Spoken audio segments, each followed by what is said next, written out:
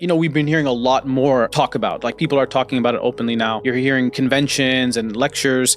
But from your perspective, obviously you have a background in mental health as well. Are we getting it right in the Islamic context and the way it's discussed in the mainstream? Like, are we understanding it truly from even, a clinical perspective? I remember when depression was only clinical, like people only talked about it like it was something you need to be, tucked away in a room for. Yeah. But now it's like, no, people are dealing with bouts of depression, might go through, certain moments of their life. Like, how do we as Muslims understand depression? The problem is that people don't understand the different categories of the ailments of the heart here. So in our tradition, Islamically, Ibn al-Qayyim mentions this even before Abu Zayd al-Balkhi. There's a beautiful work of his. He was like a physician / psychiatrist from the 3rd century Hijri, 295, I believe he passed away. Don't quote me on that. It was published recently, maybe a decade ago, by Dr. Malik al-Badri, rahimahullah. He just passed away. One of the pioneers in the field of Islamic psychology. He actually discovered this manuscript, and he was the first one to publish it, actually.